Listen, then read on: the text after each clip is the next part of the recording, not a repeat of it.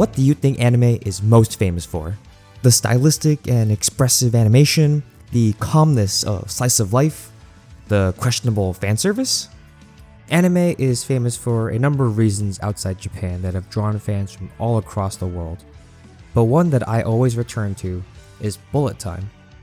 Nowadays, you may associate bullet time with those infamous dodges and shootouts in The Matrix.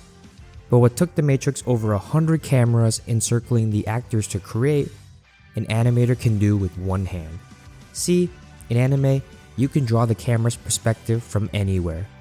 From character POVs to weaving in between missiles to... Don't you think camera angles in anime can be weird sometimes? What do you mean? It's like having a flying ghost be your cameraman. This freedom really encourages creative ideas and enables some of the most immersive and hype-inducing sequences I've ever seen. While you may expect me to talk about the high-octane action of shows like Solo Leveling or Jujutsu Kaisen, what if I told you that some of my favorite camera work in anime comes from one of the most underrated franchises outside of Japan, Uma Musume Pretty Derby. Yeah, that's right. This show about horse girls racing is more exciting and action-packed than your aura farming, boring as nails shonen protagonist. Uma Musume is a series that dramatizes the lives of real-life horses by reimagining them as horse-girl hybrids that train together, form rivalries, and uncover what drives them to win. As silly as the concept may sound, I've been genuinely impressed over the years by the compelling drama and exciting action this series has delivered. Most recently, I was awestruck by the incredible direction in the numerous races covered in the Uma Musume movie Beginning of a New Era.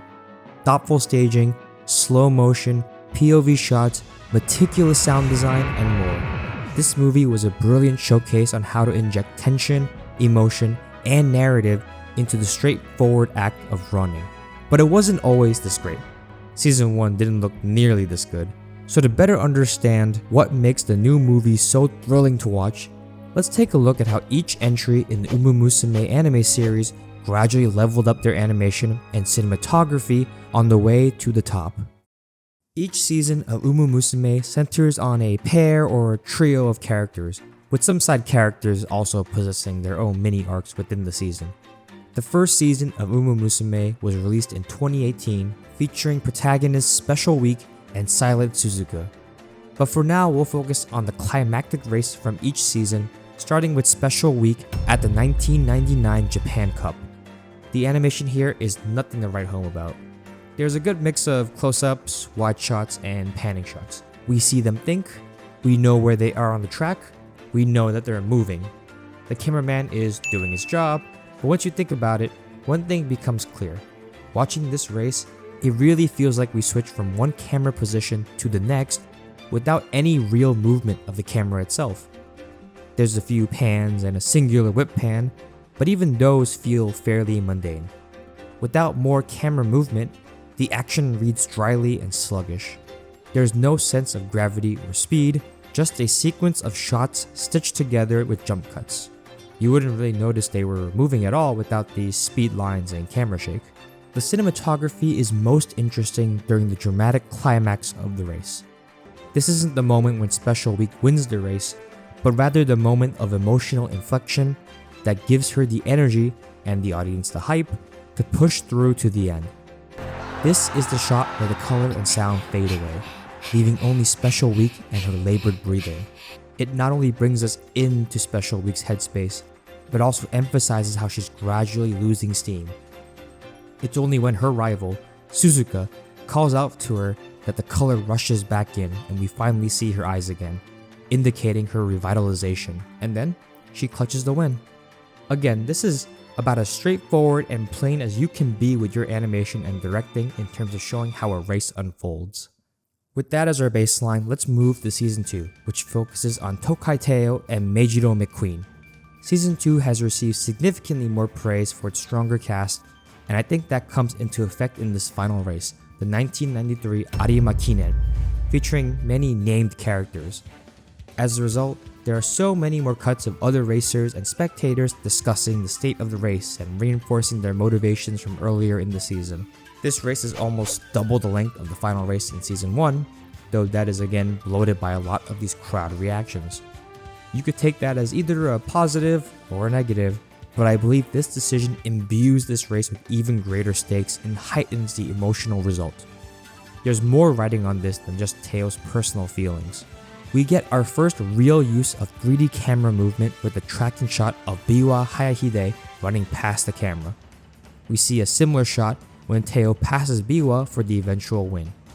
In both cases, these racers rush towards the viewer before veering past, creating a far more visceral sense of acceleration. This momentum continues into a very brief POV shot from Teo as she crosses the finish line, better immersing the viewer. Adding these two types of shots, even in small quantities, pulls the viewer much more into the action and gives the race much more life than Season 1's race. Another decision I want to highlight is the increased use of slow motion.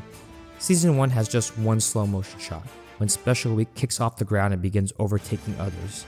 Teo does the same, but now it's preceded by several slow motion cuts that sell the struggle.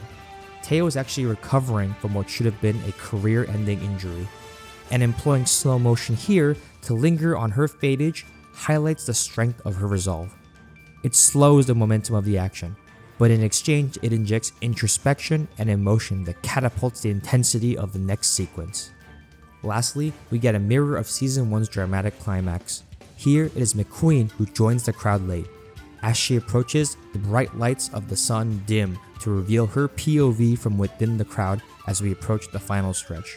The sounds fade away and we cut to Biwa with Teo, whose labored breathing echoes in the silence as they lead the pack.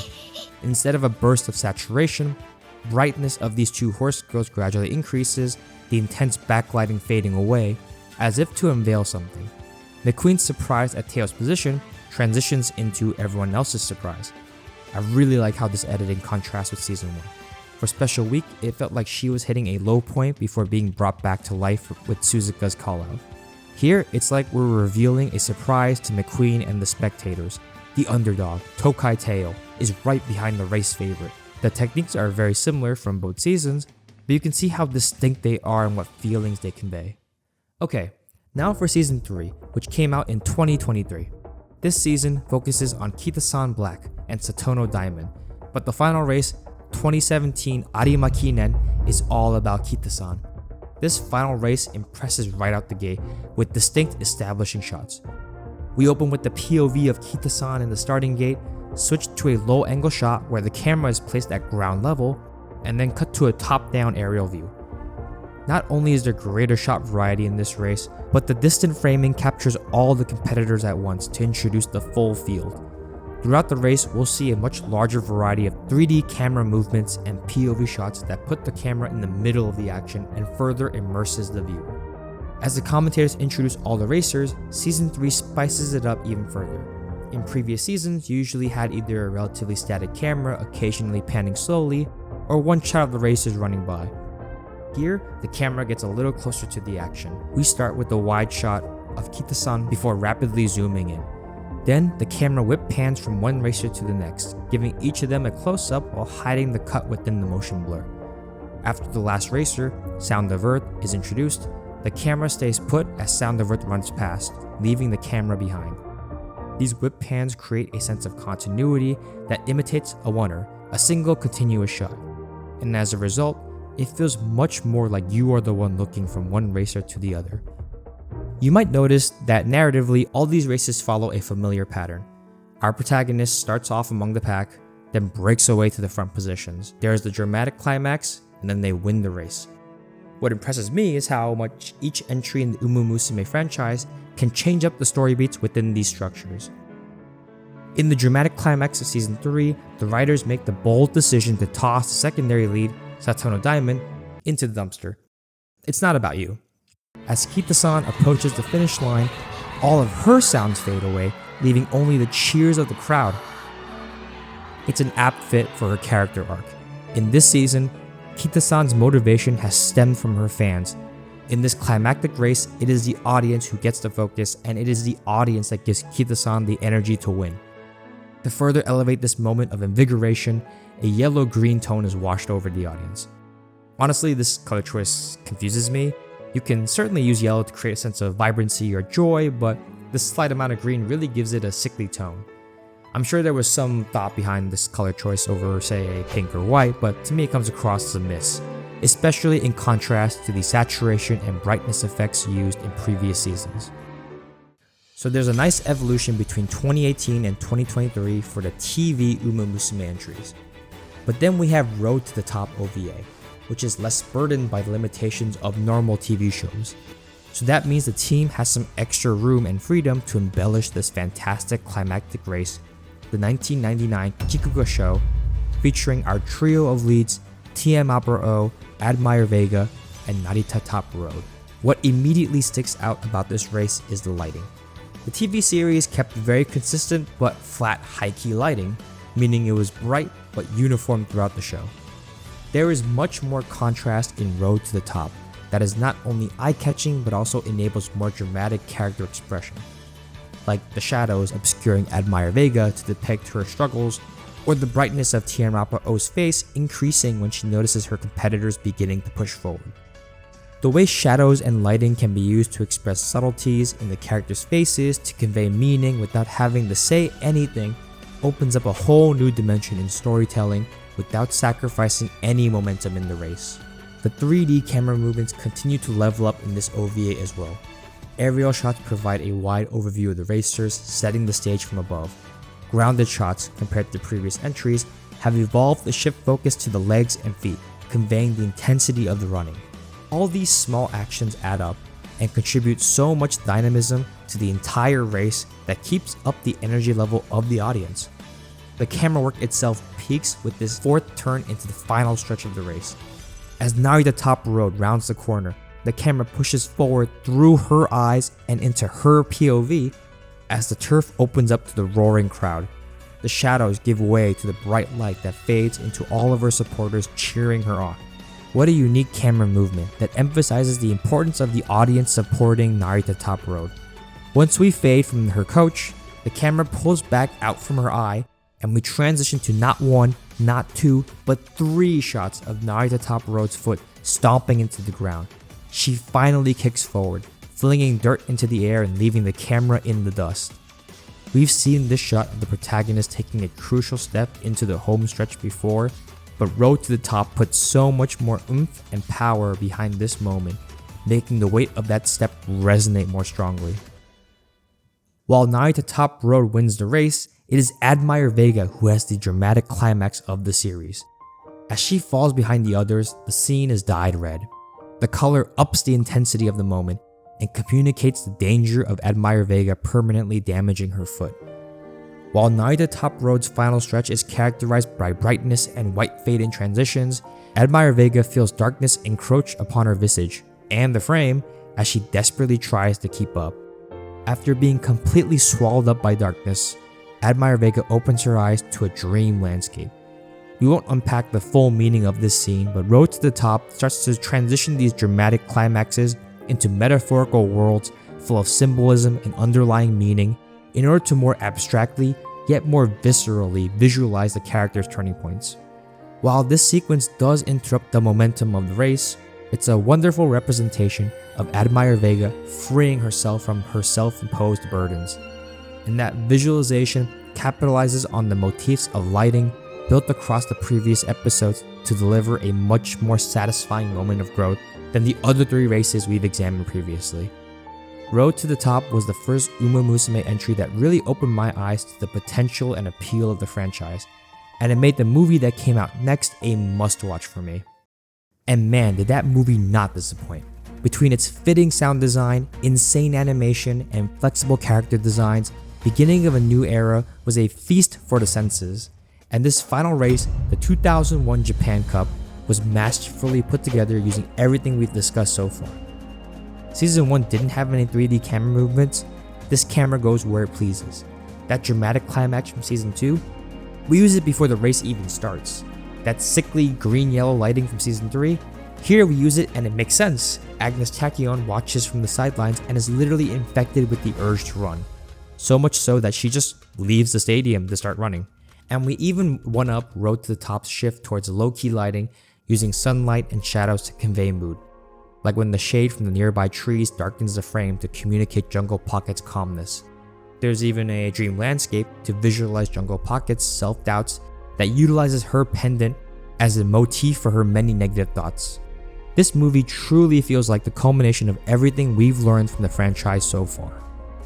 And that's not to say the movie doesn't introduce some new techniques. The movie's main duo this time around is Jungle Pocket and Agnes Tachyon, with the latter being the horse watching from the sidelines. As she takes off running, the director utilizes match cutting, a technique where one scene transitions to another through a shared visual or audio element. By swapping back and forth between Jungle Pocket and Agnes Tachyon's faces, their shared drive to push themselves to their limit is put on display.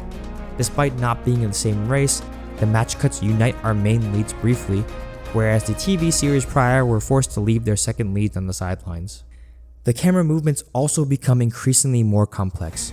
There's one shot where we follow TM Opera O until the camera gets stuck on this pole, only for Jungle Pocket to pass by and steal the camera's attention as it resumes tracking. It's a novel means of indicating the distance between these runners. Later, when TM Opera O begins her final sprint, she steals back the camera that was tracking the leader, Meisho Dodo, and forces it to split its focus between them. Even compared to Road to the Top, this camera feels like it could be literally anywhere. The possibilities feel endless. Beginning of a new era is bursting at the seams with inventive layouts, and the direction in this final race builds wonderfully on top of the already impressive work in Road to the Top. And there are even more small touches and refinements not mentioned that really turn the beginning of a new era into one of my favorite movies to rewatch over and over again. It's really interesting to see how this series has leveled up over the years. At the same time, I acknowledge that it's not always fair to compare TV series to movies or OVAs. In fact, there's entirely different studios, directors, and animators behind each entry. Still, this sort of analysis doesn't unfairly belittle the TV series, but highlights what the extra level of production and care can add to a race.